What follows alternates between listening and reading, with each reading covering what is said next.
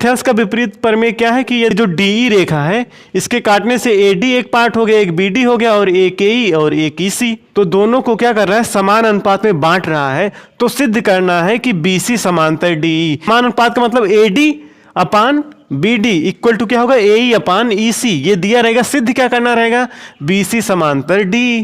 पहले एक रचना करना होगा। और देखिए जो डी है, यहां से डी से ना हम क्या करेंगे, बीसी के समांतर एक लाइन खींचेंगे। डी जो है ये होगा डीई डैश। तो हम यहां रचना में लिखेंगे क्या, बीसी समांतर डीई डैश। आप सोच रहे हैं ये तो जब समानुपात में बांट रहा है तो ये ही समांतर होगा डी, लेकिन हमें प्रूव करना है। हमें अभी नहीं पता है कि क्या है, बीसी के समांतर डीई है। तो हम इसलिए क्या किए, डीई डैश क्या किए, हम बीसी के समांतर एक रचना कर लिए कि भैया बीसी जो है डीई डैश के समांतर है, ऐसा रचना कर लिए हैं। ठीक है, अब देखिए जब ये समांतर है तो हमने पहला प्रमेय पढ़ लिया है कि जब भैया एक त्रिभुज के एक रेखा के समांतर दूसरी रेखा खींची जाए इस तरीके से, तो अन्य दो भुजाओं को जिस बिंदु पे काटती है वो समान अनुपात में होते हैं, मतलब समान अनुपात में विभाजित कर देती है दोनों रेखाओं को जहां से काट रही है। तो इतना बटे इतना बराबर ए डैश अपान ई डैश सी समान अनुपात में विभाजित कर देती है। तो यहां से हमें ये मिलेगा, जब ए डी, क्योंकि दोनों रेखाएं समांतर हैं तो क्या होगा, A D upon B D, क्या होगा, A D upon B D equal to, यहां से क्या होगा, ए डैश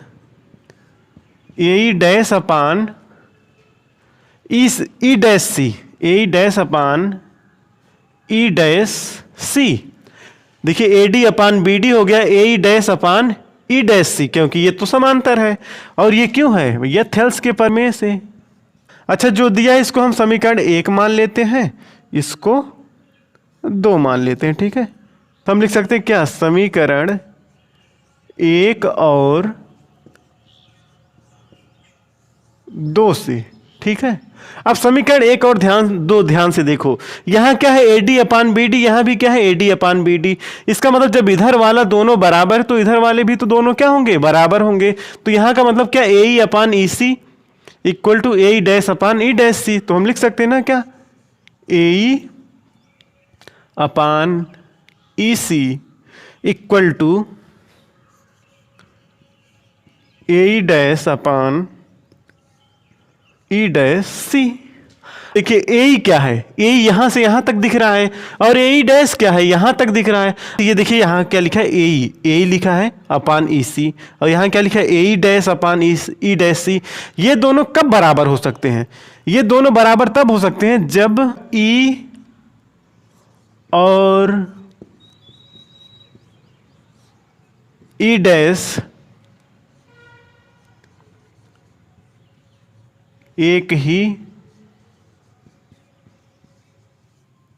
बिंदु होंगे। यहां ऐसे लिख दें, अतः यहां से आपको ये देखो, जो आप सोच रहे हैं, जो समझा रहे हैं, उसे इसमें लिखने की जरूरत नहीं है।